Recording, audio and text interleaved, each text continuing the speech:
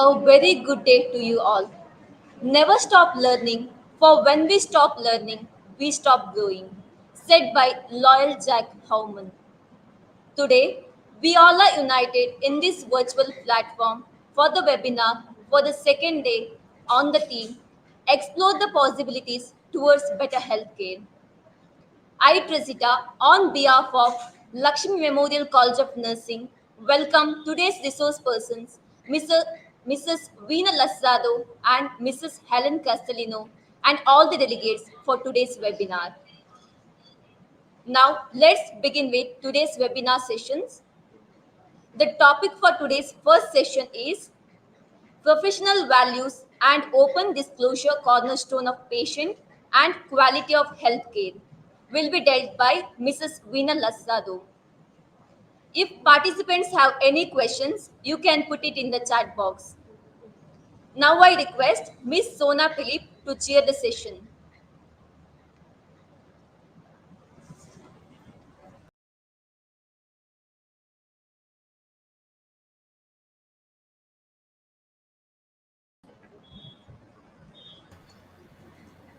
Nursing is a profession rooted in professional ethics and ethical values, and nursing performance is based on such values. Professional values are articulated in the Code of Ethics. In India, every newly registered nurse is expected to adhere to the Code of Ethics and Code of Professional Conduct for Nurses developed by Indian Nursing Council. Today, nurses are required to have knowledge and awareness concerning professional values as standards to provide safe and high quality ethical care. Today, we have an eminent personality, Mrs. Veena Janith Lasado, to enlighten about this topic.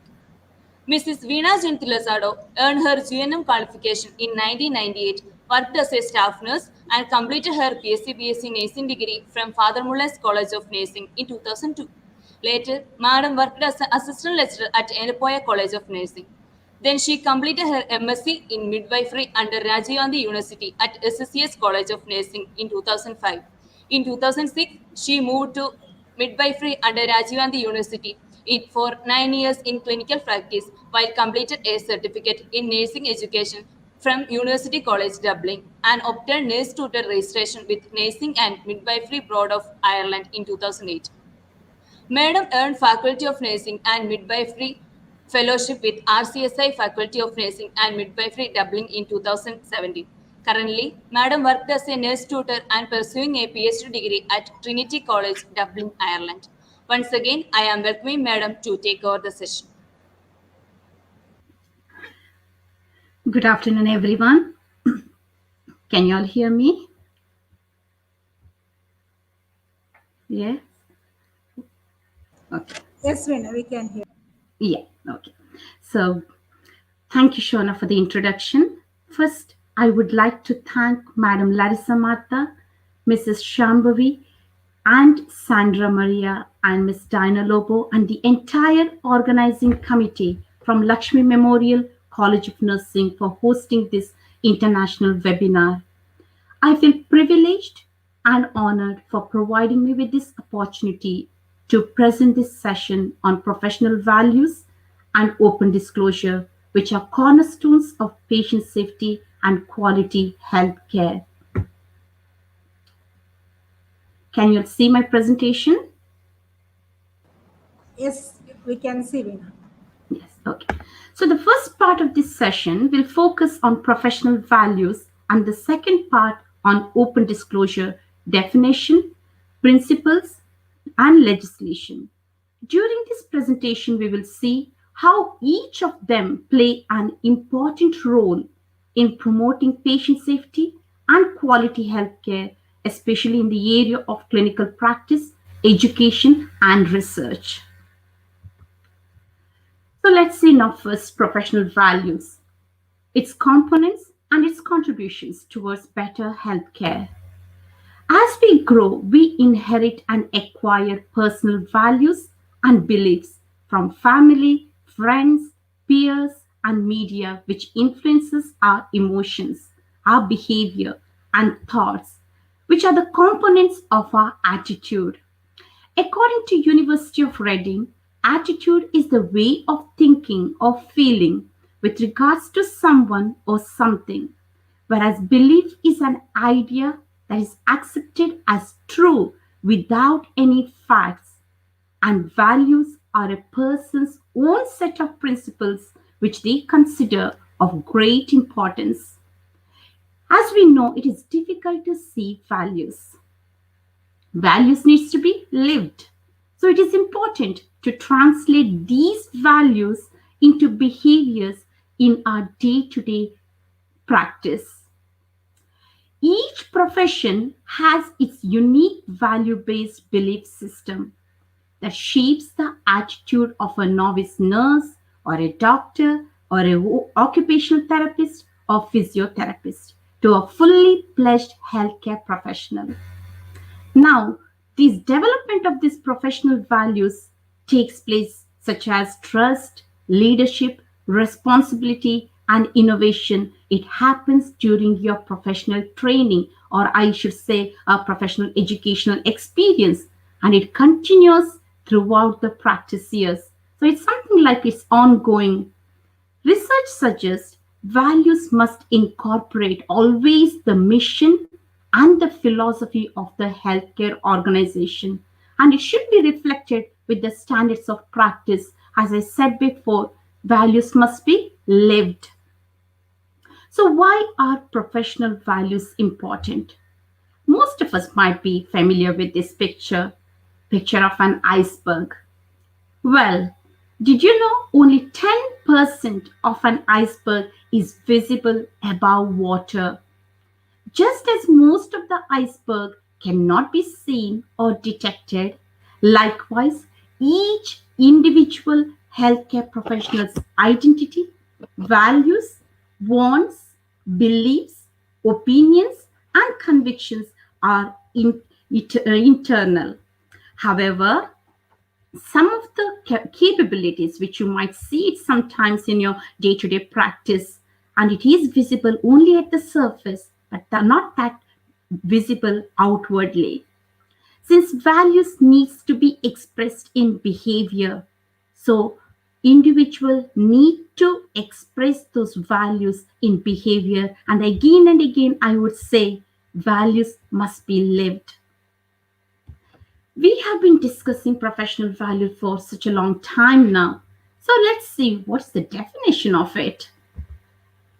The professional values are standards for action that are accepted by the practitioner or professional group, and it provides a framework for evaluating your own beliefs and attitudes that influences your behavior. Another important term we need to understand here is the term moral sensitivity. You might be familiar with this term, but it has to be acknowledged, and we need to understand what is this moral sensitivity. It is the one's ability to recognize the existence of ethical issues, the vulnerability of your patients, and the impact of these ethical issues, and to understand the consequences of those ethical decisions. So, both professional values and your moral sensitivity influences your moral judgment. Every decision what you make, we call ethical decision making process, and it influences your critical thinking. And ultimately, that influences your patient care. That influences your patient safety, and that influences your patient outcome. Now, let's see this professional value through the lens of a regulatory body. And for the purpose of this session, as I'm representing the Irish healthcare system, I have chosen the Nursing and Midwifery Board of Ireland. You must be familiar with NMBI. It is a statutory regulatory body for registered nurses and midwives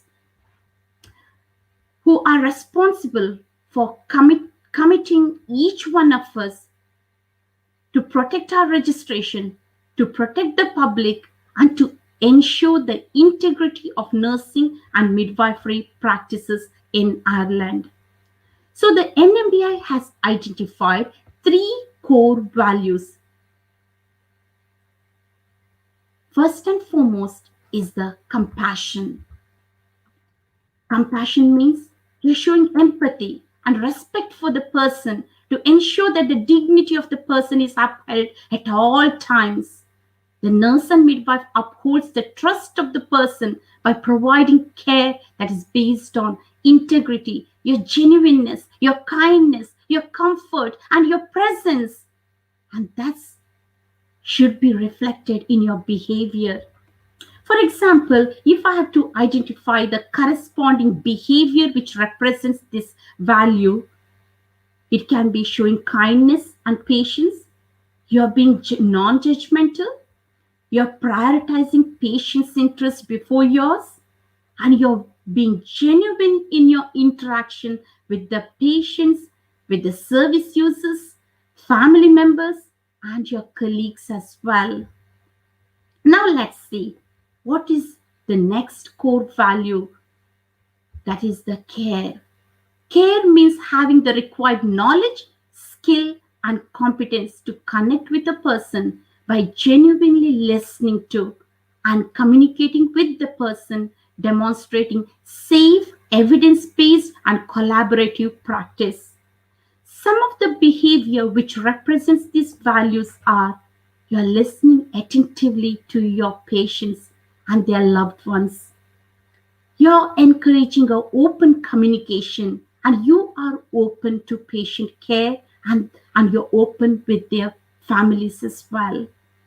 And you're striving every time to provide that quality health care and a safe health care. And the third core value is the commitment. Commitment means having a person centered approach to professional practice. This requires professional courage and a commitment to lifelong learning. Yes, it is a lifelong learning. And some of the behaviors which corresponds to this value of commitment is: you're always professional. You remain professional in your relationship with the patients, in your relationship with your colleagues, in your relationship with their family members, and you have always maintained that professional boundary. And you're taking responsibility for everything what you do and everything what you don't. You're working within your scope of practice. Very, very important. Very important. Some of the things you might have practiced in other countries or as a part of your training, but unless and until you're deemed competent, you cannot practice. So you have to know what is my scope of practice. What can I perform? What are the training I need to do before I'm deemed competent? And finally, I need to develop a therapeutic nurse patient relationship. So these core values are represented with the Celtic symbol of the Trinity knot and heart. The Celtic symbol of the Trinity knot represents the infinity and eternity of these three core values: compassion, care, and commitment, which underpins the professional practice of nursing and midwifery in Ireland. The symbol contains no beginning or end, but intertwined connection and dependence of the values to each other. Is not in isolation, it is interdependent, and is embraced within the Trinity knot is a heart that denotes health and care. Next, we will watch this video. Now we have focused on so many professional values. So let's watch this video, which represents the human connection to patient care.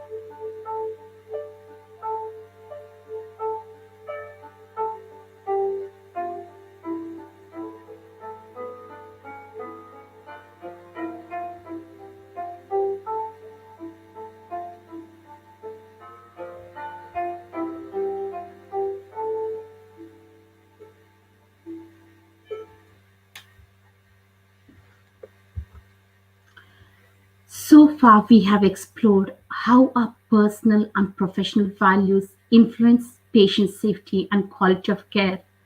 That video is always very emotional. It's very important to live the values. It's very important to step into your patient's shoes, their families, and their loved ones, and see through their eyes and feel for them. And that's called an empathy or empathetic approach. However, international patient safety goals helps all the accredited organization to address specific areas of concern in the areas of patient safety. Yesterday, Madam Jayalinda Christopher highlighted that quality of health service should be safe and avoid harm to the people. She also emphasized on communication and good interpersonal relationship skills. Now, when adverse event happens, we as healthcare professionals, what must we do? How should we respond?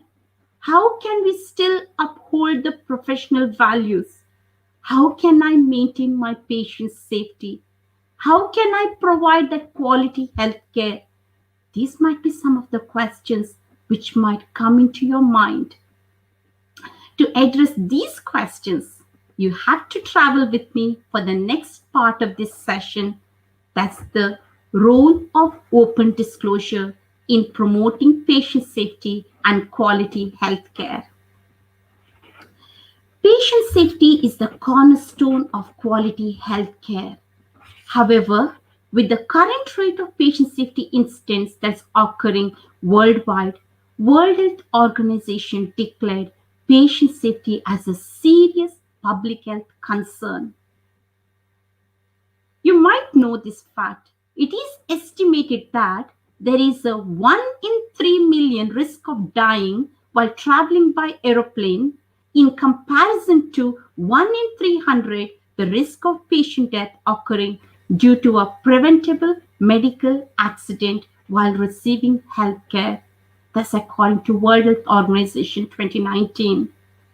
Globally, it is estimated that over 3 million have died due to adverse healthcare events, mostly in low and middle income countries, while 1 in 10 have been victims of such events in high income countries.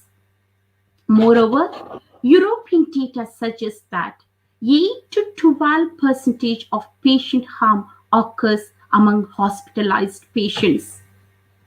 And would you know the cost? Is about 50%, 15% of total hospital activity and expenditure. And not only that, adverse event is considered as one of the 10 leading cause of death and disability. So for the purpose of this presentation, I have chosen the definition of Health Service Executive Ireland 2019. Now, the term open disclosure varies in different countries. In some countries, you might have come across the term duty of candor or error disclosure or open communication or being open. In Ireland, we address it as open disclosure. So, what is open disclosure? It is an open, consistent, compassionate, and timely approach to communicate with patients and the relevant person following patient safety incidents. And what does it include? You express regret for what has happened. You're keeping the patient informed and you're reassuring the patient and their loved ones about their ongoing care and treatment. And you learn from it and you take all the measures to prevent the recurrence of that particular incident or adverse event. And when we talk about the patient safety incident, it includes your no harm events, near miss events, and also harm events. If you want to know the historical perspective to this open disclosure, it began in 1987. The first open disclosure policy was implemented in United States of America. And then open disclosure standard was launched in Australia in 2003. then in UK in 2005 initially, but that policy was relaunched in 2009. In Canada in 2011. In New Zealand, it was 2019. In Ireland, open disclosure policy was launched initially in November 2013. Then the policy was revised and relaunched in April 2019. During the literature search, it was interesting to come across the phenomenon of victims and concepts of second and third victim. When things go wrong in healthcare or when adverse event happens, we all know patient is the first victim. If patient is the first victim, who is the second victim? That's none other than you and me. A healthcare professional who is involved in the patient care becomes the second victim. And Albert View was the person who coined the term second victim in the year 2000. By now, you might have understood who is the third victim.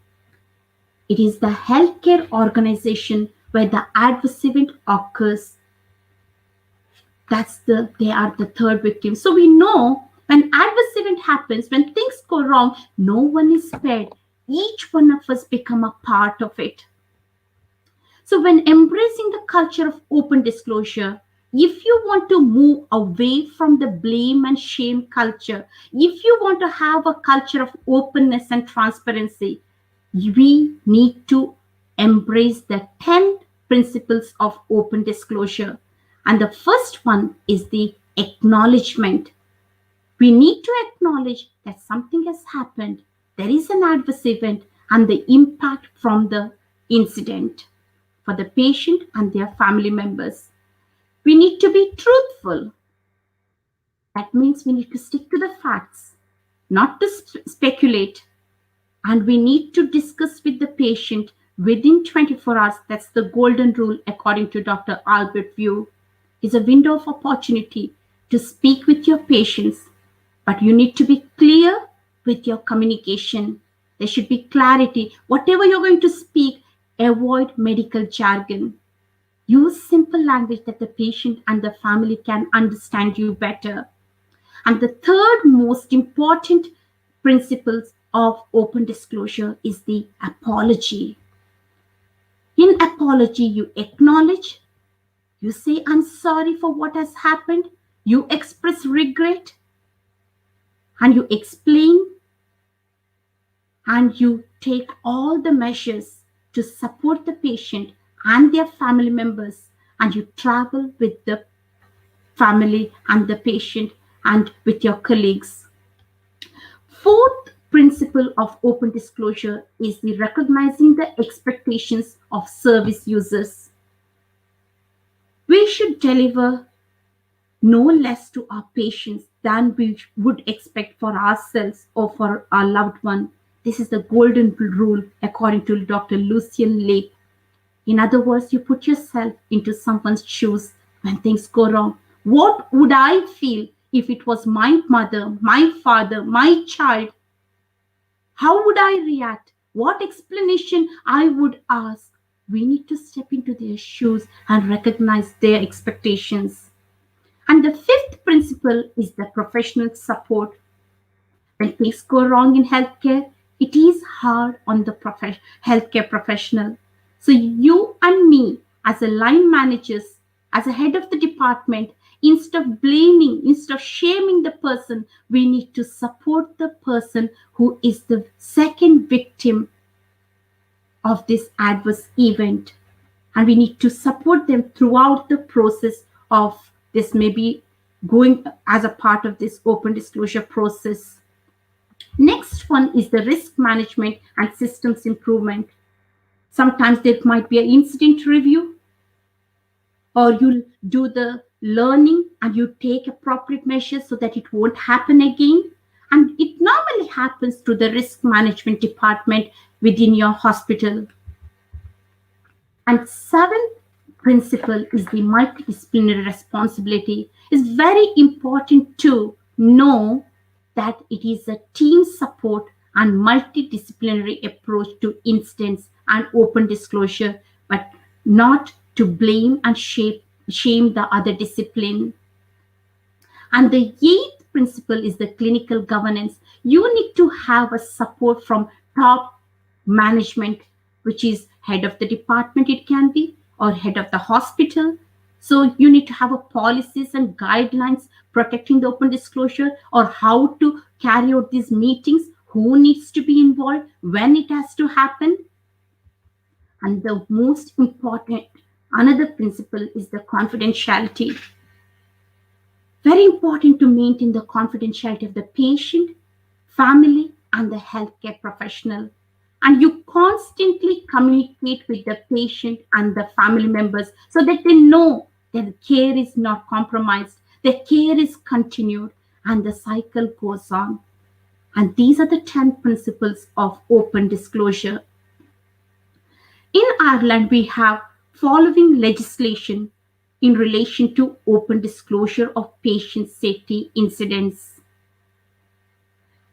There was a study which was conducted in between 2009 and published in 2016, which says the prevalence of adverse events was 12.2% in admission, and among which 70% of these adverse events were considered preventable. So we need to take measures to prevent from happening. So what do patients or service users want? What do they want when things go wrong, when adverse event happens? A timely and comprehensive explanation of what happened and why. They will be looking for someone to acknowledge and apologize if things went wrong. They need someone to reassure them that steps have been taken to ensure the event will not happen again. In this slide, I would like to emphasize how, when you have moved away from denying and defending, blaming and shaming, you have adopted the full disclosure policy. And one such study is the University of Michigan Healthcare System study. In 2002, they adopted full disclosure policy. They moved from denying and defending to apologizing and learning when we are wrong, explain and vigorously defending when they were right, and view court as a last resort. And as a result of this, the ratio of litigated cases reduced from 65 to 27%. Average claims processing time reduced from 20 to 8 months, and insurance reserves reduced by 2/3.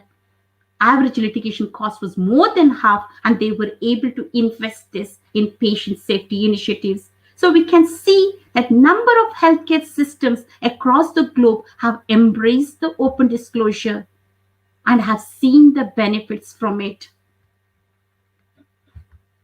So finally, I would like to highlight on the tool that you will utilize when things go wrong to communicate with the patients and their family members and the healthcare professionals who are involved, who are the second victims. You acknowledge what happened. This is called a assist model. So you acknowledge what has happened. You provide sincere apology and you express regret for what has happened. You listen to their story without interruption. You encourage questions and provide factual answers. Sometimes you may not have an answer, but you will say it will be provided in the next meeting or so. And you discuss, agree solutions with the person, with the patient, with the family members, and you travel with them, maintaining open communication, and you continue to support the patient and their family members. And for the healthcare professional, for the staff involved, two extra points comes there. You will maintain a ongoing contact and ongoing communication with the person. You monitor their progress and you move forward and end this only when the staff member feels they are ready. And then you evaluate this with the staff member all the support that you gave during this process Was it helpful? Can this be continued, or is it needs to be improved? So I would like to summarize this through the video. Before that, I would like to show you the patient's verbatim.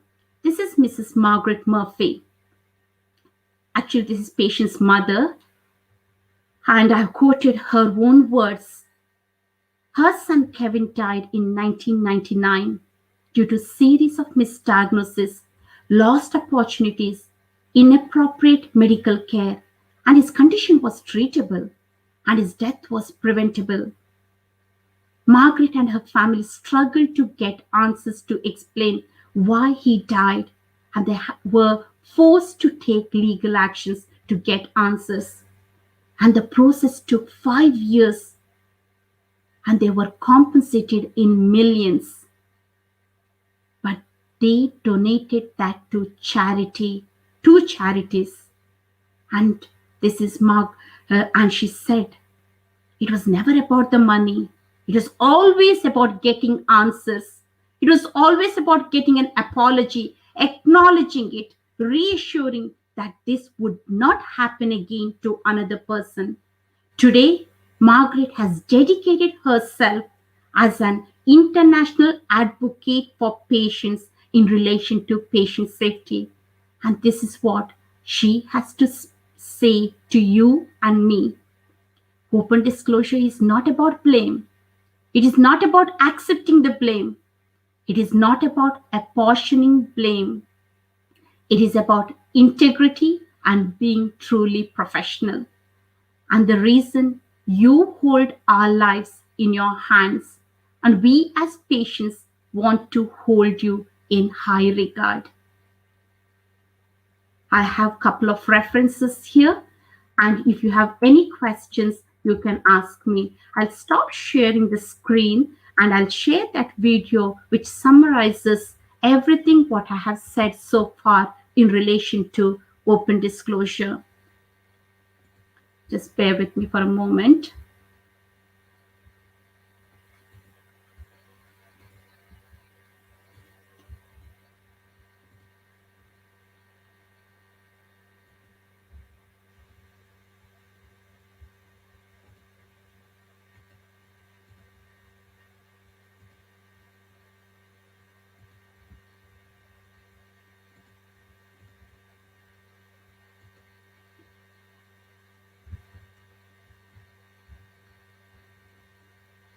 Can you see the video?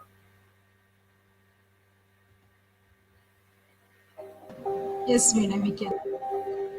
Healthcare is complex, and sometimes, despite our best efforts, things can go wrong, and patients may experience harm as a result. There are many reasons why things can go wrong during a patient's healthcare journey. Whatever the reason, it is important for us to acknowledge what has happened to the patient and to talk to the patient to help them understand.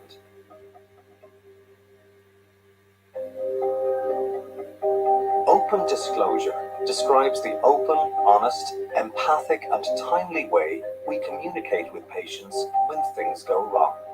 The HSE is committed to the principles of open disclosure and has a policy on open disclosure that promotes a culture of openness and transparency across all health and social care services.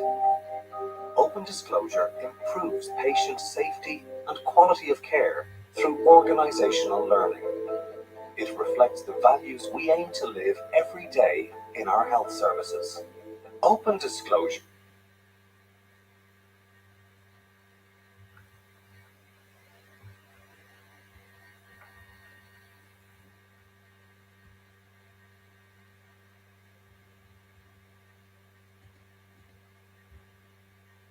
Can you still hear me? Can you hear the video? I think it is stuck, Veena, in between. I think. Oh. Okay. I don't know why. Shall I share it once more? Is that okay with you? Yes, you can share once more. Okay.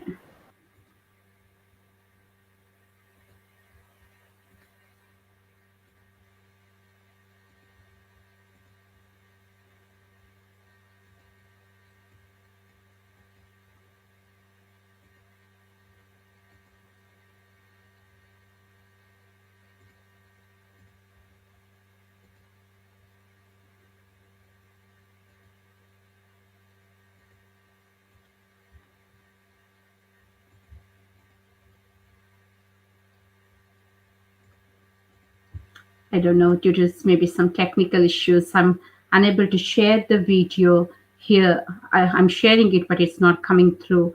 I don't know what's the reason. Anyway, I think I will conclude it with this one, how important this open communication and to embrace these values, professional values, into practice, and to reflect our behavior should reflect these professional values, not only in good times, even when things go wrong, like the process, like when we have open disclosure in place. And I thank you, everyone. And if you have any questions, or if you need any information or any support in relation to this topic, you can contact me anytime. Thank you, everyone. Thank you. Any queries, delegates? If you have any queries, put in the chat box.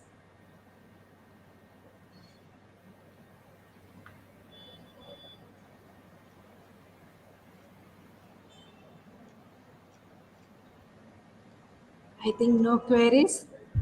Okay. Thank you, ma'am. You have beautifully explained how important are the professional values as well as open disclosure in improving quality healthcare. You have highlighted the influence of personal and professional values while making decisions during patient care. How effective communication, empathy, as well as open disclosure helps to improve the patient care and the quality care, which we can inculcate during our clinical practice. Thank you, ma'am, once again for your collective wisdom and resources, what you have shared with us. Thank you. Thank you, Dina. Thank you, everyone. Thank you.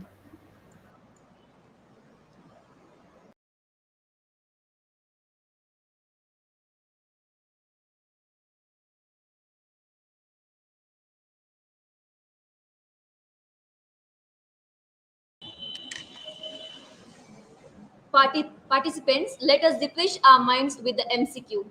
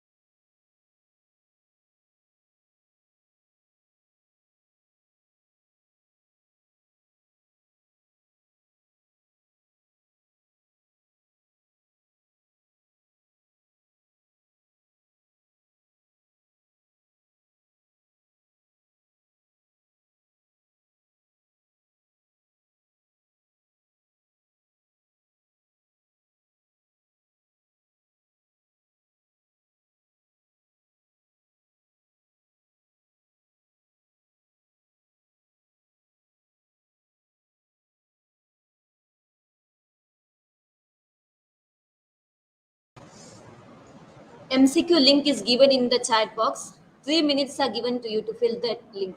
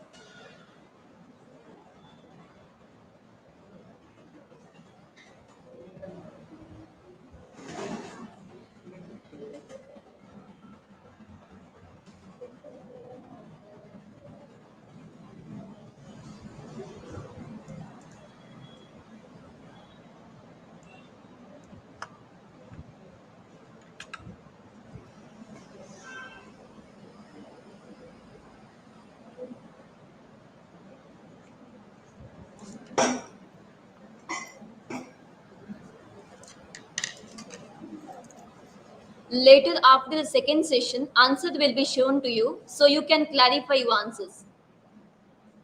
The topic for today's second session is reflective practice as a tool for quality and safety of nursing care.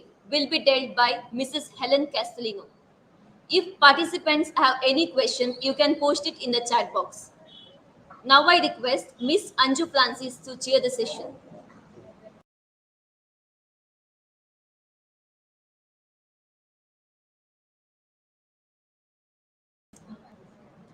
Reflective practice is a fundamental component of continuing professional development. This helps to optimize the work practice and improve interprofessional relationships. It helps us to look at our practice in order to improve the quality of our performance at work. Strengths and weaknesses can also be identified from reflection, enabling an enhancement in the development of areas needed to be improved. Reflection enables health professionals to share knowledge with others, to benefit practice, and helps practitioners make sense of challenging and complicated situations. So, it's a great pleasure for me to introduce our honored speaker today, Mrs. Helen Castellino, to talk us about this topic.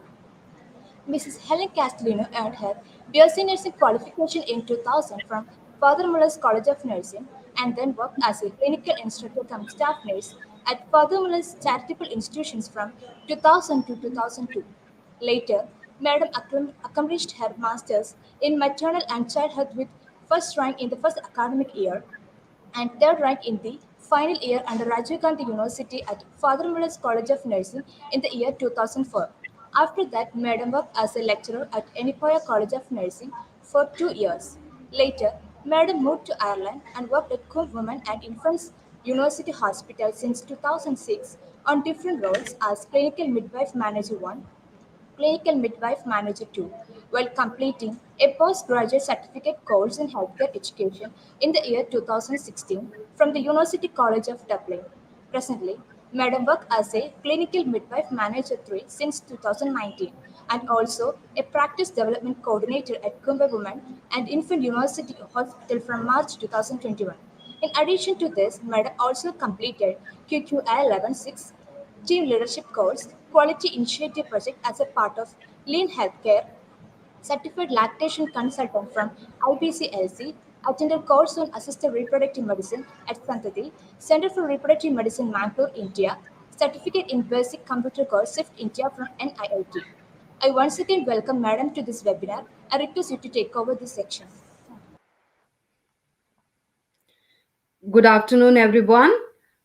And I would like to congratulate the fourth year BSc Nursing students and the Nursing Administration Department, along with the principal of the Lakshmi Memorial College of Nursing, Dr. Larissa Martha, for organizing this beautiful seminar.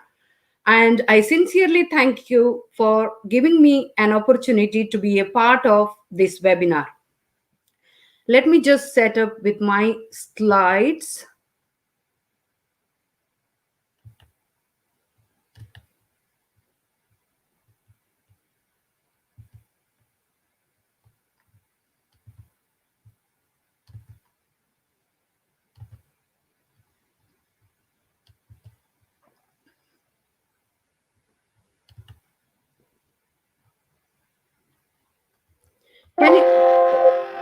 Can you see my slides?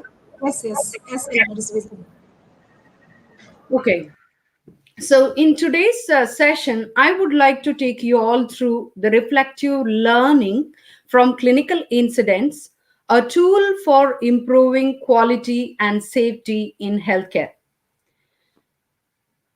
When we talk about reflective learning and reflective practice, what exactly is reflection and why do we need to do it?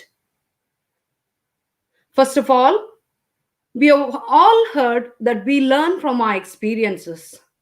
However, Dr. John Dewey, who is an educationalist and a philosopher, has pointed out that we do not learn from experience, we learn from the reflection on experience. And second of all, the worrying global patient safety data. from WHO in relation to quality care that is provided in our healthcare system prompts and requires all the healthcare professionals to reflect back on the practice in order to improve the quality and safety in healthcare. So, why do we need to reflect? As we said, John Dewey already explained that we learn from reflection from experience. And according to WHO's data, that is 4 in 10 patients are harmed in primary and outpatient healthcare. And according to the data, suggests that 80% of these incidents are avoidable. So in this session of mine, I would like to take you all through the different aspects, that is the reflective learning, including reflective practice, clinical incidents, and a procedure for clinical incident reporting and management with a view of learning and improving quality in healthcare. So to discuss these topics, I would like to take you all through briefly through the introduction of reflection, the theories behind reflection, and the models that we use on our day-to-day practice on reflection, the clinical incidents, the types of incidences that we commonly see in our healthcare, and some data from WHO patient safety. How do we report our incidents? How do we manage our incidents with the view of learning from those incidents? And also, I would like to take you through a few examples of clinical incidents and how we learn from those incidents. So to begin with, the reflection. The word reflection means it's a serious thought and consideration. It requires a dialogue, a reflective, interactive conversation that is never an end in or of itself. Rather, it is a process of evaluating perspectives and assumptions within the context in order to achieve situational understanding. So reflective learning, it is in simple terms, we can say it's a process of holding experiences up to a mirror in order to examine them from different perspectives, whereas the reflective practice assists or supports and guides a professional or a practitioner to explore this experience and to see what exists beyond the line of vision. Few theoretical perspectives for this reflective practice.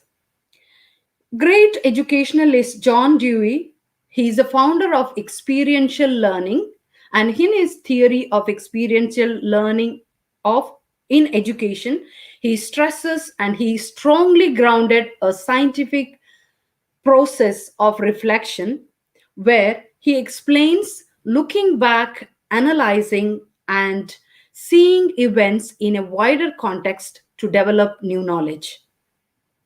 Another educationalist, Jean Piaget, who is a founder of theory of constructivism in education, he stressed that experience, reflection, and action are foundation by which adult learning develops, and deliberate reflection is needed for learning, and through connection of action that comes the development of understanding and a new knowledge.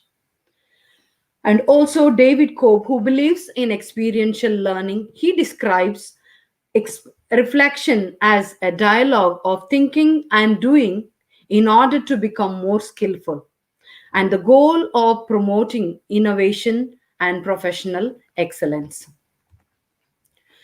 In a nutshell, the product or a goal of reflective practice is development of new knowledge and practices that improve professional performance.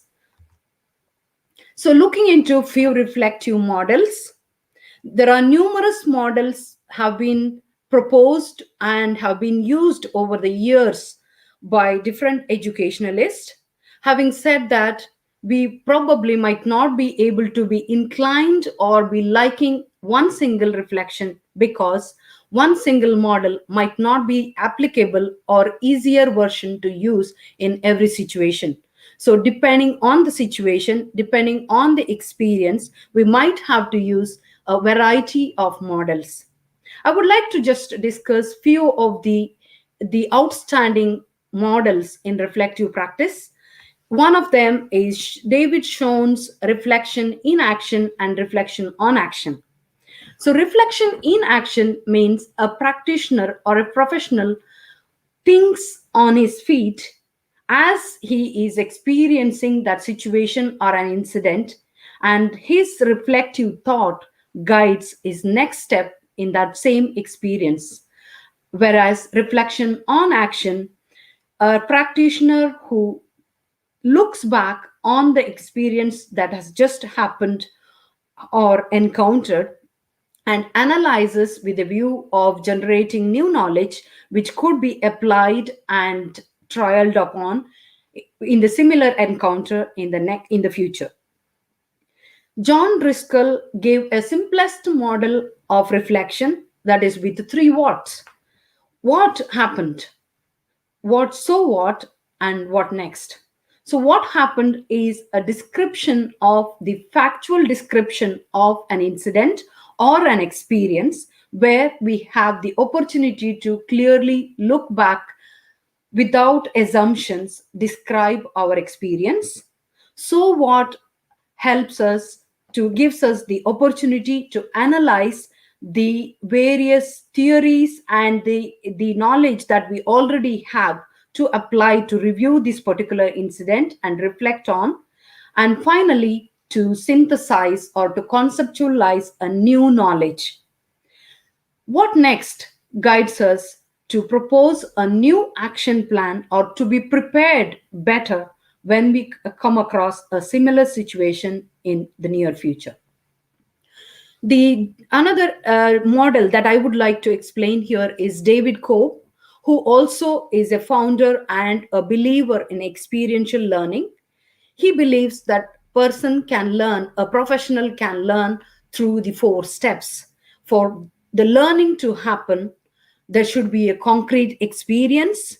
So on this concrete experience, a practitioner need to reflectively observe in order to get a new knowledge, that is abstract conceptualization, where he analyzes and he gathers new knowledge, and finally active experimentation, where this new knowledge or understanding of a situation is applied and trialed on a new situation. The old but the gold, most widely used Gibbs reflective cycle helps us in a simple way to reflect on day-to-day basis. It has 6 steps, starting from description, again, what has happened, and this description is a factual description rather than assumption. And then comes the feelings. It's not only the incident that we look into, it is the people, those who are involved around incidents. As my previous speaker has already explained, there are first victim, second victim, and third victim. So it is on the second step of this Gibbs reflective cycle is to reflect on the feelings of a professional when this particular incident or a situation or experience happened. Evaluation gives us an opportunity to see what was good about this experience and what was bad about this experience. And then taking into consideration this description, the feelings and the evaluation, we analyze what else could we have done, could we do something, gives us the opportunity to analyze and gather information and to create a new knowledge and trial and propose a new action. Conclusion, could we do something differently? And finally, we put this into action plan that when we come across a similar situation and experience, we put this into action. So when we talk about reflective models, until we become well versed in the day-to-day practice and use of these reflective models, we could be worried that, do I remember the steps? Would I be able to go through the appropriately through the cycle? So to simplify that, John Berksby, in 2015, in his article in Nursing Education, he simply put forward a mnemonic model of reflect model. This is simply to guide our actions as we reflect on a particular experience. So R stands for recall of the events, give a brief by giving a brief overview of situation upon which we are going to reflect, examining your responses of the experience that you're going to reflect. F stands for feelings, that is acknowledging the feeling of the practitioner or a personal professional who is involved in the incident or experience, learning from that experience. Then E stands for explore the options, create a plan of action, and then have a time scale for putting this proposed action plan into implementation, into action. So, how and when can we reflect? When we consider as a professional, busy professionals, we do not find ourselves much time to sit and go through the cycle. It looks more complex when we look into these theories. But in simple terms, when we look into our reflection, it can be done anywhere, anytime, by anyone, and whichever way you want to adopt, and what makes you comfortable to reflect effectively on a particular incident. So, when can you do it? If it is possible, immediately after the experience, because you will be better able to describe the incident in a factual manner. However, at any time, you could reflect on an experience. Where could you experience? You certainly do not need a specialist studio for a reflection. The place that makes you comfortable and makes you a effective reflective practitioner, this should be the place to practice your reflection. So it could be a tea room, it could be at home, it could be a shower, it could be while commuting to and from work, or at anywhere you could reflect. How could you do it? It could be worked out in your own mind. People do keep the reflective journals. You could write reflective essays, having a verbal reflection on yourself, a verbal introvert interaction, or a verbal reflection with your friend or a support personnel, your buddy system in the clinical practice, your mentor, your manager, and in any way you could reflect. So just listen to let us listen to our professional colleagues for their perspective on reflection. I would like to share a video here.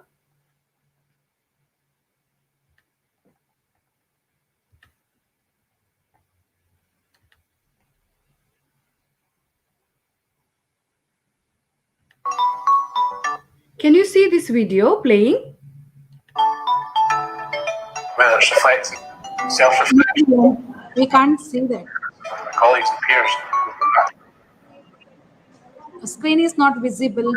develop Having those conversations.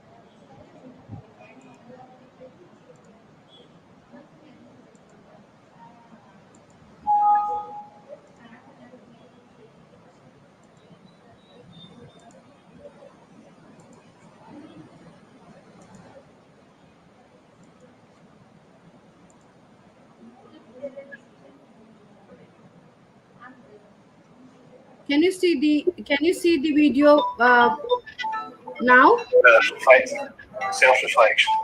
We can hear only the audio, not video. All right. Okay. Sorry.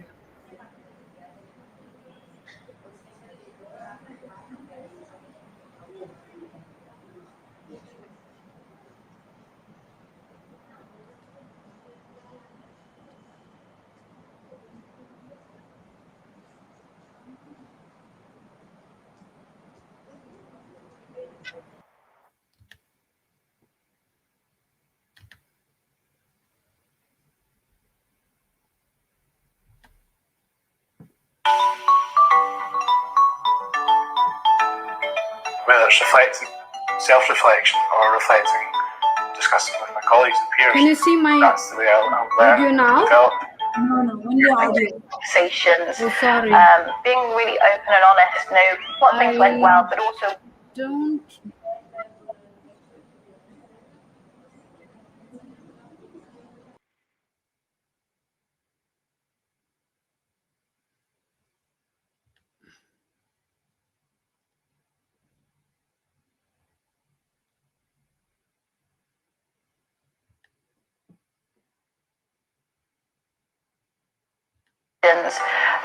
being really open and honest, know what things went well, but also what would we have done differently.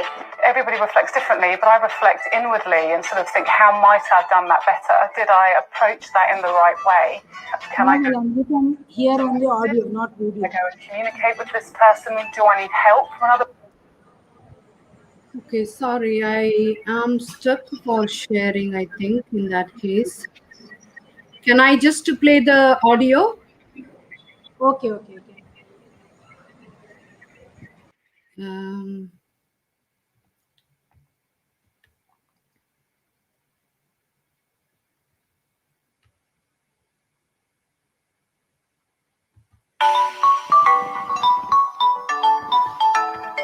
Whether it's reflecting, self-reflection, or reflecting, discussing with my colleagues and peers. That's the way I'll learn and develop. actually.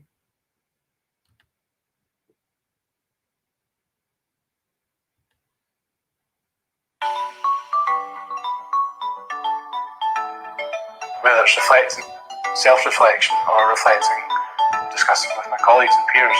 That's the way I'll learn and develop. Having those conversations, being really open and honest, know what things went well, but also what would we have done differently. Everybody reflects differently, but I reflect inwardly and sort of think, how might I have done that better? Did I approach that in the right way? Can I go and gain some more knowledge, or should I go and communicate with this person? Do I need help from another professional? Encourage others to work with you.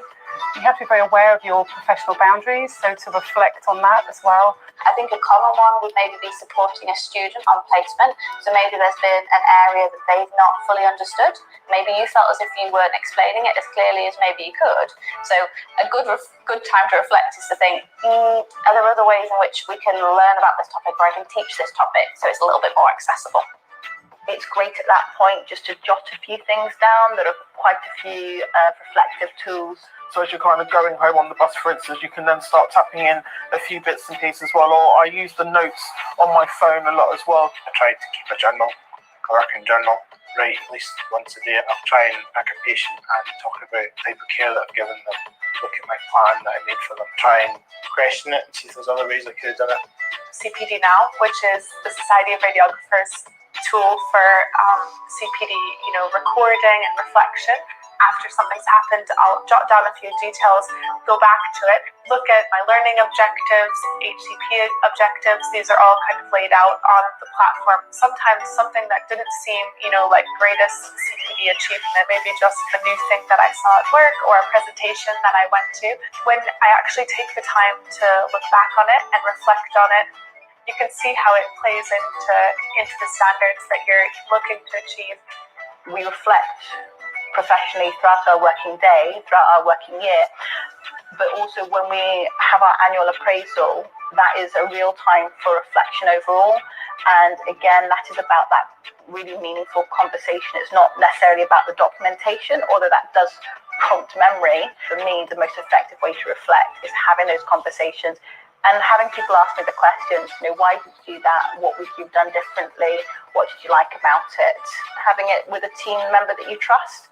And I think trust is, again, a key bit of those reflective conversations. That's the way I'll learn, develop, and be able to actually work in my clinical practice to make sure that patients are getting the best practice.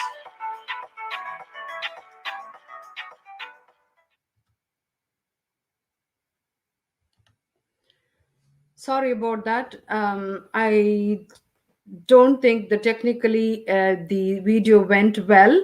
I hope you were able to hear.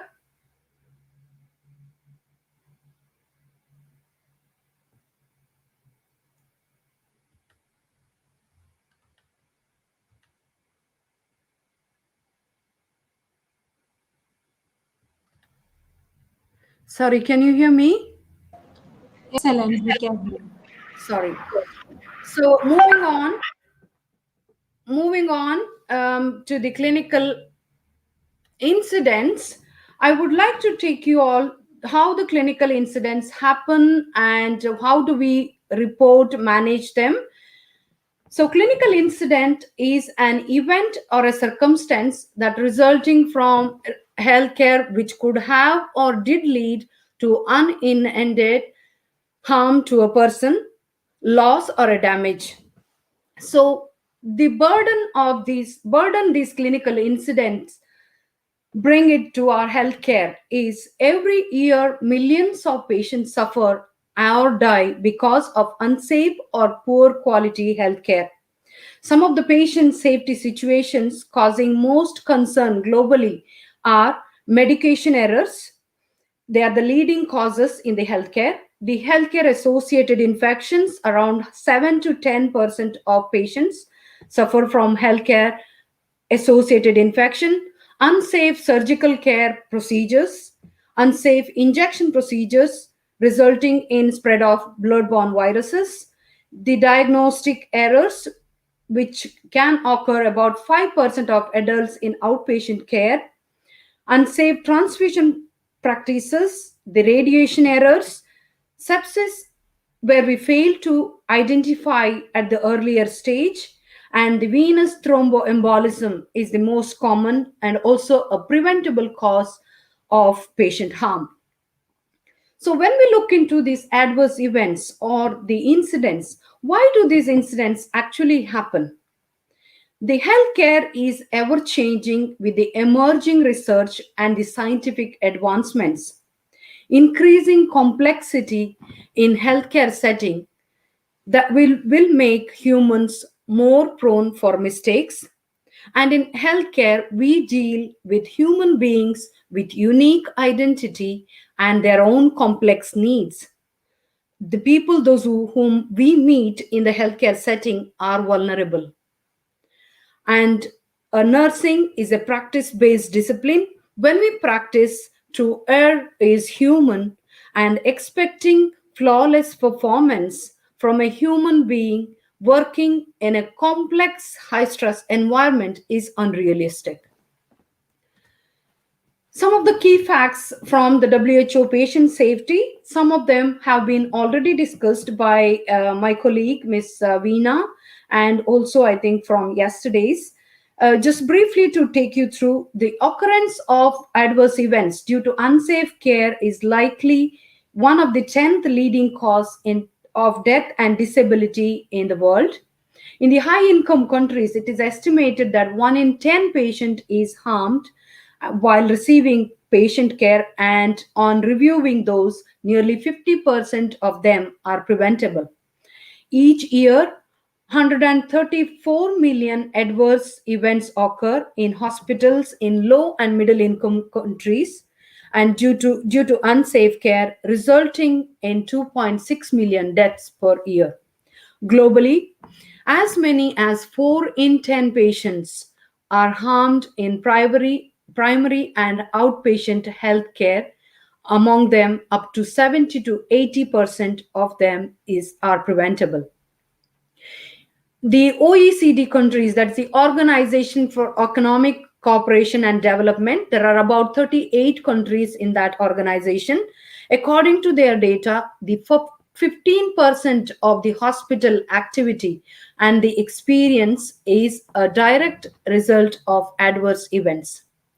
Investments in reducing patient harm can lead to significant financial savings and, more importantly, better, safer patient care.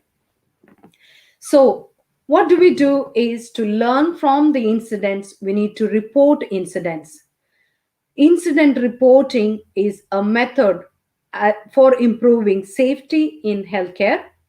Every organization has its own pathway and the reporting system in place, and a system to look back and reflect and learn and share that learning.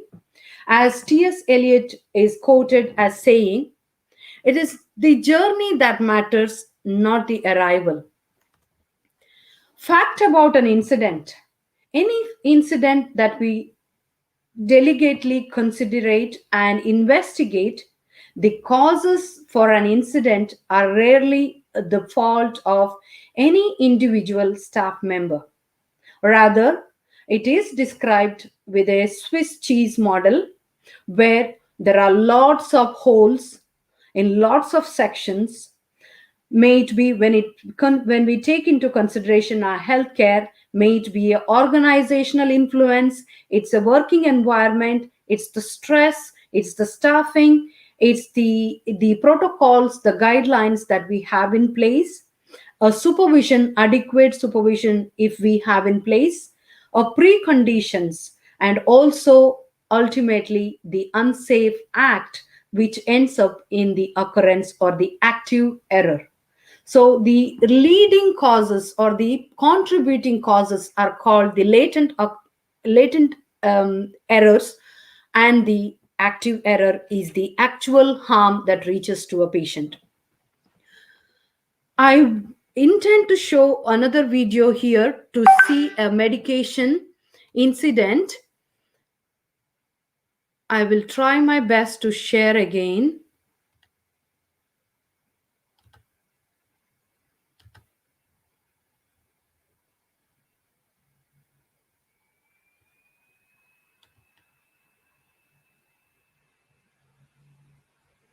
Am I audible?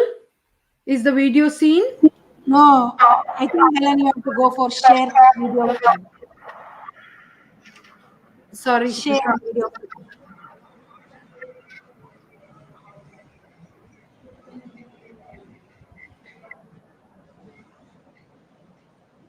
You can go to share video file.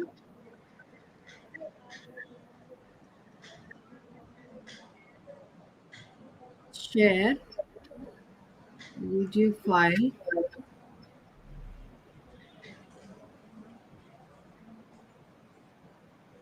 Okay.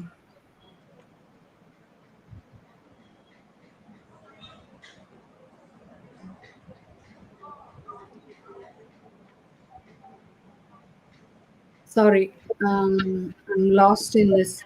I'm really sorry for this. Just go for share screen now again.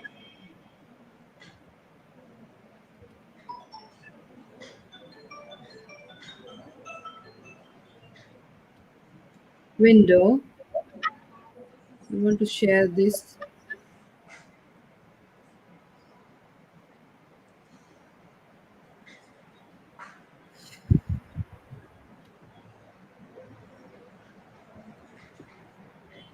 Just open your PPT. Video.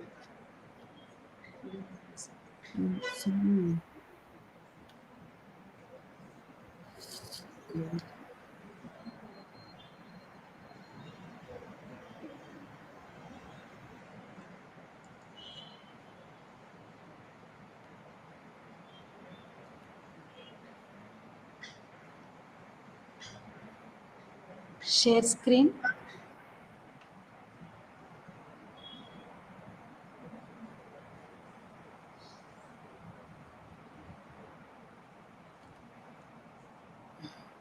Yeah. Window. Okay. Just click on the PPT. share. Yeah, okay.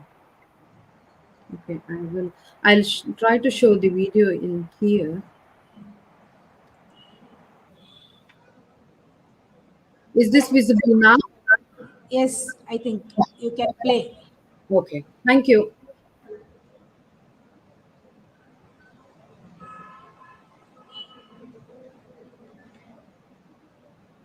Just play the video. It is playing, it's playing. Absolutely. No. I help.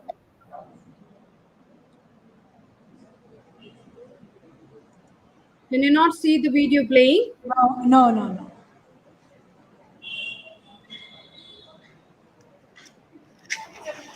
Absolutely. Yeah. Thank you. Hi, Helen. Settling in okay? How are my postdocs doing? That's fine. Let's go on a ward round. Are there any nurses available? I think there's another round going on, but I'll get someone. No, it's fine. Never available when we need them anyway. Let's just start this round. We can't be waiting. Hello, Mrs. Jones. How are you feeling? Oh, not too bad. Sorry, Bit can you groggy, hear but pain's or okay. see that's this fine. Your video? operation went well. No issues there. We'll have you up and about by tomorrow, hopefully. Can I just have a press of your tummy? Sorry, can you hear or see this video? I can only hear the audio. Dry. Okay, Kept sorry. throughout tomorrow. Free fluids tonight. Normal diet tomorrow. And outpatients in 6 weeks. Has she had antibiotics? Oh, no, what would you like? Catherine Matt? Oh no, that'll give her a C. diff. A spot of comoxiclab. You're doing very well, Mrs. Jones. I'll catch up with you again tomorrow. Okay, thank you.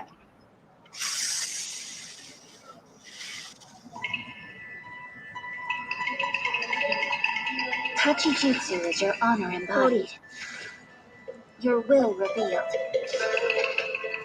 The wielder's mind must be pure, tranquil.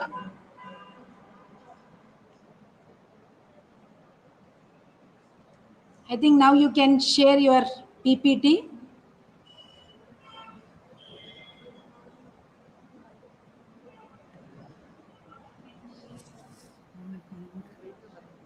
What am I doing?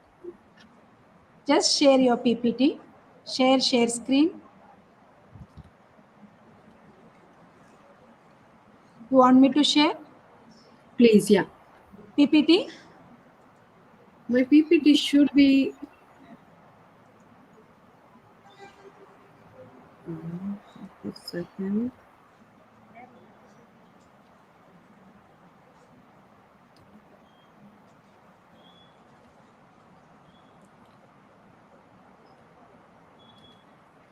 You want me to share the PPT? I have it here. Yes, please. I think I am there on the screen. Can you see it? Yes. Yeah. Just go for setup slideshow.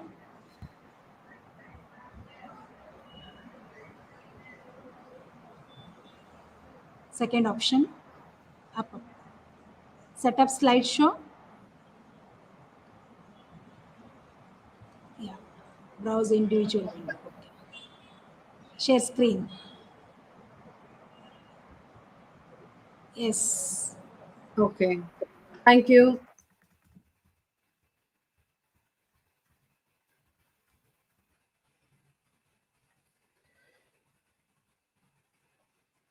Okay, so I was actually intending to show you a video where a clinical practitioner, the doctor comes for rounds and he cannot find a nurse or a midwife. And he goes with a junior doctor who is not really aware of the situation and the patient history. And they prescribe an antibiotic called Augmentin, coamoxiclav, and the patient is allergic to penicillin. However, the doctor prescribes it without seeing the allergy band, and the pharmacist comes and takes into note the medication and dispenses the medication again without seeing a penicillin allergic handband. Then the nurse finally comes with the medication trolley, and she has a lot of distractions. She's been called by another patient, she's been called by her colleague, and finally she even though she asked if a patient had an allergy, in between she loses that information and she administers augmentin, which has penicillin. So that was actually an incident. I'm sorry that it did not play well, or is it technical fault, or is it that shared not properly? So the incident or the reflection from this particular incident is, when we reflect on this incident of augmentin administration, it is much more than revisiting how we administered a particular medication. Here, authentic reflection requires not only providing rationales for our actions, but also constantly exploring and examining ourselves and our own growth. Reflection not only ensures that we followed all the rights of administration of medication, but also that we relate to our patients and colleagues in a humane and holistic manner.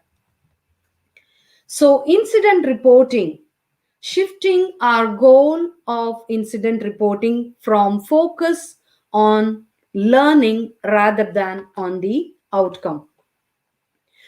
Research into incident reporting, how did that start? It started from the other industries, like high critical safety industries like aviation, as a method of improving safety, and is now well established in healthcare. Hospital incident reporting is a component of clinical processes and a key requirement for the national health system. What is in practice? In Ireland, we have a national incident management system to which all the hospitals are required to report their incidences, their adverse effects, adverse incidents. The HSE, the Health Board, the Health Service Executive, has defined the risk management standards for the healthcare settings all over Ireland, and requires them to have a documented process for internal and external reporting all the adverse events, including the near misses. So what happens once the incident is reported? As we said, incident is reported for a learning purpose and not for a blaming. So incident is reported at the local level. Say, for example, it could be at a particular unit level or a ward level. And at the ward level, the manager of the unit, along with the staff involved or witnessed or discovered, identifies or analyzes the situation and gets a new learning. What can we do to avoid similar incidences for the future? So the learning happens at the local level, and this learning, if appropriate, is shared between the other units and at the organization or the entire hospital level through the training and the review processes. And from the organizational level, through the incident reporting system pathway, it is reported and the learning is shared at the national level. And from the national level, as I said, it is reported to the higher level, like a European countries, authorities. And from there, it goes to the global data review for WHO and for a shared, with the shared learning. So this is how, which originated from the local level, contributes to the improvement of safety and healthcare in globally. Reportable incidents. What are the incidents that we need to be reporting? Anything that is deviated from the protocols and the guidelines that are set by the organization or the health service board are supposed to be reported. So the incidents could be the adverse events, the clinical incidents, non-clinical incidents, and the needle stick incidents, the violent abuse, the harassment, fire incidents, the complaints, whether it is verbal or the written incidents, near miss incidents. So these are all the incidents that have to be be reported appropriately. How do we report them? Is at the local level, we do have the appropriate channel. And who reports them is the important thing, who is responsible for it. All staff, whether you are a permanent, a locum staff, or an agency staff, if you are involved, if you have witnessed or discovered an incident, then you can and you must complete an incident form. Why? Because we, as a healthcare professional, we do have a professional responsibility and a duty of care for our patients. The incident forms that are completed at the unit level are then submitted or posted out to clinical risk office in the organization within the 24 to 48 hours. So here are few sample reporting forms. I just would like to take you through the incident forms that we use in our organization here. For a easy access purpose and identification and access purpose, they are color coded in our organization. Say, for example, a medication error incident form is a purple in color, and each form actually prompts and guides us how to fill out and what information exactly need to be given in relation to this particular incident.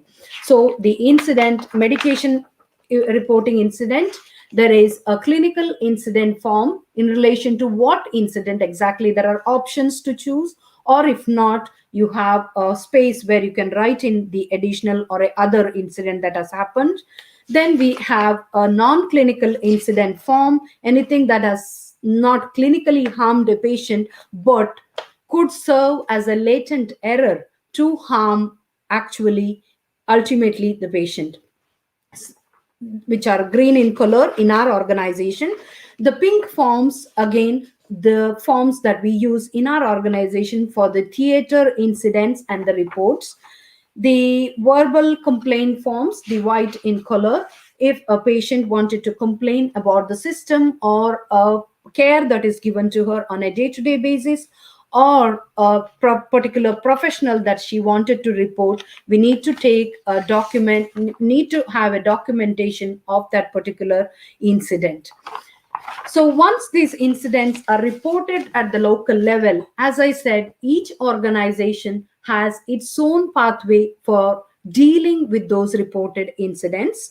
So what we do is, in our organization, we do have a pathway that gives information, how do we go about once the incident is reported. So the clinical risk officer from the unit level gets this incident, and who has the responsibility to see whether this has been reviewed, the learning that should be happening with this incident has occurred, and if not, how can we put forward a learning process for this particular incident, and then does this need to be shared between the units or at the organizational level. And the clinical risk officer then has the responsibility to report this incident to the national system. As I explained earlier on, it's called NIMS, National Incident Management System. So she is responsible to report this incident to the national level, along with the learning that needs to be shared if needed between the organization. And at the HSC level or the national level, from the Health Service Executive Board, we do have information that is disseminated for both the professionals as well as the service users, that's our patients or the public, and also has a guideline called Incident Management Framework for us to follow or derive our own pathways for our organizations. So reflection on these incidents as a key mechanism in the process of being critical, this illuminates the why and reason for what is done and how to critically discriminate what is relevant. Reflection practice is ability to critique one's own clinical practice. It is a skill which must be acquired by nursing students who are to continue to learn and develop as practitioners after they have graduated. Remember, always the incidents are not something in themselves, they're symptoms of a larger problem instead of targeting the symptoms. It seems better in the long term to target the causes of a problem or a disease rather than the symptoms alone. Through reflection, healthcare providers learn how to cope with this variety of safety issues by learning how to analyze these and how we can devise a corrective actions that suits our organization. I would like to just give you two examples where how and where we can reflect. In my first example is a medication error. A patient in a hospital might receive a wrong medication because of a mix-up that occurs due to a similar drugs, similar packaging or the storage at the similar places. So in this case, if this incident happens, there is the prescription has passes through different levels of care. That is the doctor who prescribes the medication, the pharmacist who dispenses this medication, and ultimately the nurse who administers this medication which is wrong to a patient. So how could we normally do is traditionally if we see the individual provider, that is the nurse one who actually was involved actively in an error, is blamed or even punished for this particular incident. Unfortunately, this way of managing the incident does not consider the factors in the system which actually led for these incidents to occur. Instead, in this situation, when we look back, according to considering the Swiss cheese model, there are a variety of factors that we could jot down. A lack of standard procedures for storage of medication, which look alike or sound alike, poor communication between the various practitioners, that is the providers, between the doctor, between the pharmacist, and between the nurse who actually administered a medication. Lack of verification, that is the identification identification of the right patient and the right drug. The two people, did they really check the medication before they administered it? Lack of involvement of patients in their own care. Sometimes patients are able to guide you through and avoid the incident from happening. So these all could be the underlying factors that we should be focusing and learning that actually led the error. The second example, if we have to reflect on an simple nursing procedure using a Gibbs cycle. So to describe an incident is a patient called Mary who needed an assistant with monitoring with the morning shower, but she requires 2 staff members. But we all know the healthcare, we are all stretching ourselves, trying to do multitask, and on a day-to-day basis, we are short-staffed. So on a day where there was a short staff, the bed bath was carried out instead of a shower by a single healthcare professional or a nursing professional. And that too was in the afternoon time instead of in the morning time, and along with the visiting time.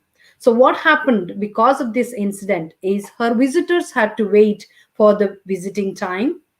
This made Mary annoyed and she was upset. And Mary showed her dissatisfaction and annoyance by refusing to have her supper that evening. So this is going on to the second stage in Gibbs cycle, considering the feelings. So it is not only the person who experienced this adverse effect, Mrs. Mary, but also the healthcare professionals, the nursing staff also felt uncomfortable. They also had guilty feeling for guilty feeling, knowing that Mary would have enjoyed morning shower, and that would have been her best choice, which was not possible to facilitate, and also a feeling of hurrying through the procedure, bed bath, because it happened to be in the afternoon visiting time. Moving on to the third stage of Gibbs cycle is the evaluation. What was good and what was bad about this incident is Mary ultimately met her hygiene needs.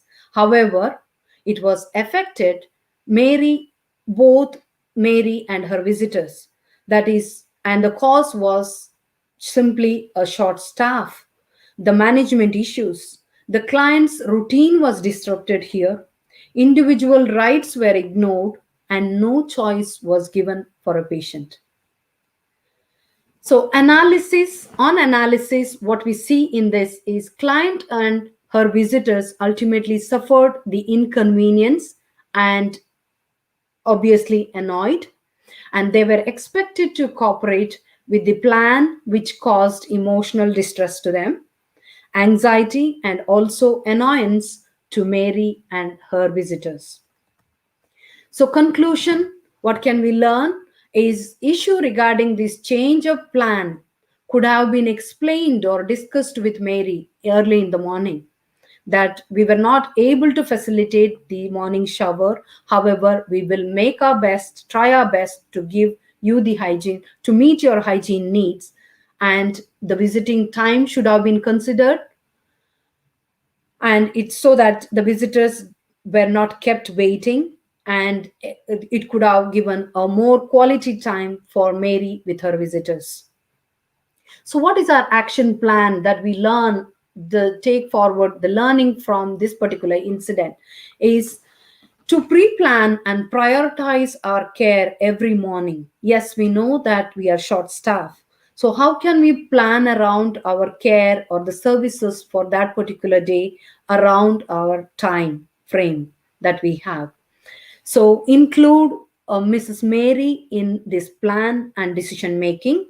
Also get help when we need to get help from our team, the colleagues, whether would somebody be able to give us a hand from the own department, or would the supervisors or the managers, would they contact the hospital management, and could they get some sort of help from other department, or could we request some other equipment or any other resources that we could put in place, or simply avoiding just the visiting time, so that Mary is meeting her needs at the same time she has her quality time for our visitors. And finally, acknowledging this inconvenience that we have caused to the party, the patient and her visitors, and reassuring that same incidents will not be reoccurring, so we take care of that particular incident in future. That goes a long way.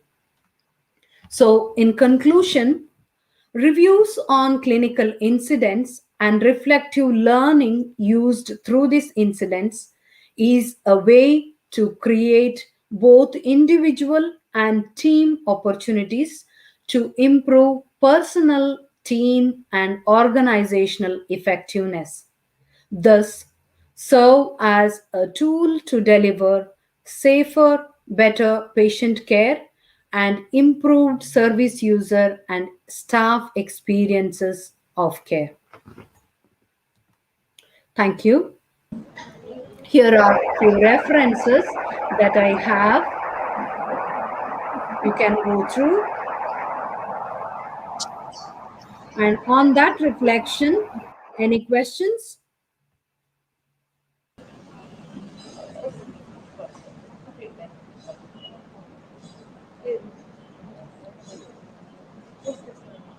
There is one query. How often do you practice that incident review in your setting? Incident review, we do have. Sorry, can you hear me? Yes, I can. Yeah. So we do have clinical incident forms completed as and often required, and every incident is Every incident is reviewed and evaluated at the local level as often it is required. However, when we report these incidents to our clinical risk officer, she every month on a monthly basis she collects the data, compiles the data and the incidents into different themes, may it be a medication, the clinical, the non-clinical, and the verbal complaints or any safety issues. And every month we have clinical risk management, clinical risk governance meetings where the executive members of the team, the senior management team members, along with the clinical leaders, that is the managers, the clinical the nurse and the midwife managers, attend these meetings and bring a message back to the local level to where the incident has happened, and also the learning is shared between the throughout the organization. Have I answered your question? Yes, yes, Mrs. Helen. Any other queries? Thank you, Mrs. Helen, for a wonderful, lively session. Reflective process is structured and focused with an aim to improve the patient care. Yes, we do not learn everything from our experience. We learn much more from reflecting on our experience. So, Madam has highlighted how to reflect on in clinical incidents and what we can learn from errors and how you can further prevent the medical errors. Thank you, Madam, once again, because your topic was really given an insight to many interesting facts from your real clinical experience. Thank you once again for excellent presentation and making the session interesting and meaningful one. Thank you. I take this opportunity to thank once again the organizing committee and also apologies for the inconvenience caused with the sharing or the streaming of the videos that I wanted to show. However, I hope you have got something from this seminar or the session of mine. And if any queries, anytime, if you had to discuss or if you need more information, please do not hesitate to contact me anytime. You do have my contact. I am ever ready to share any knowledge or experience that I have if it makes any sense or anything better for every one of us here in the healthcare. Thank Thank you. you.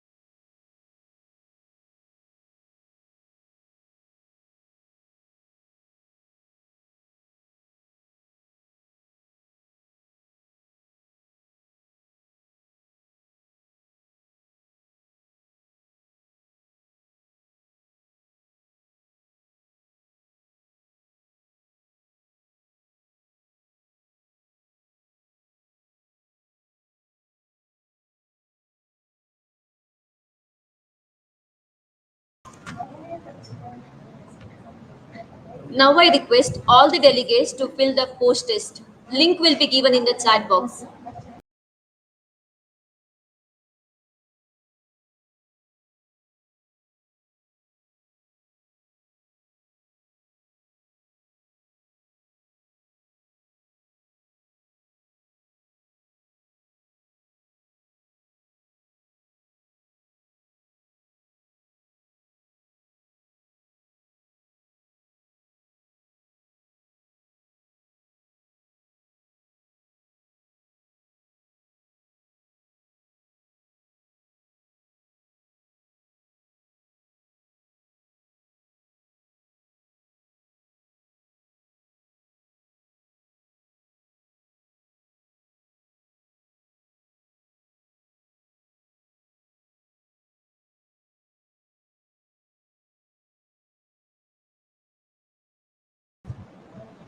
Please fill the post test.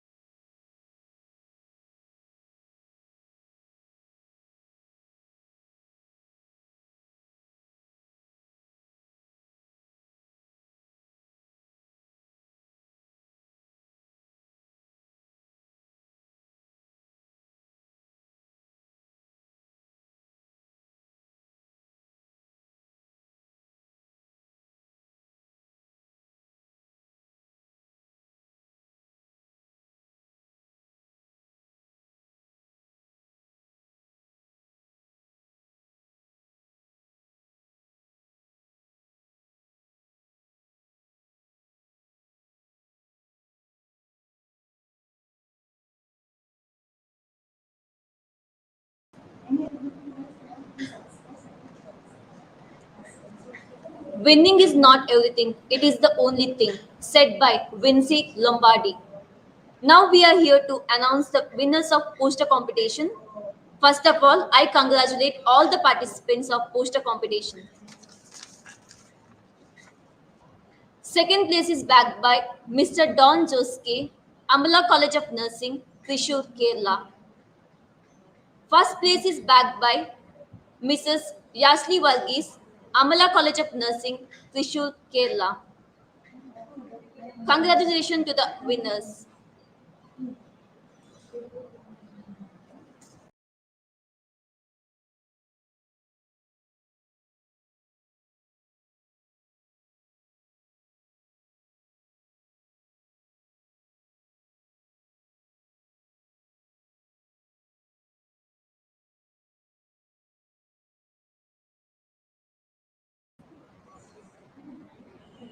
Before ending this webinar, I once again thank today's resource persons, Mrs. Veena Lasado and Mrs. Helen Castellino, for spending your valuable time with us. I'm glad to thank all the delegates for joining the webinar and making this webinar successful. Thank you, one and all. Myself, Tessita Bennis, signing off.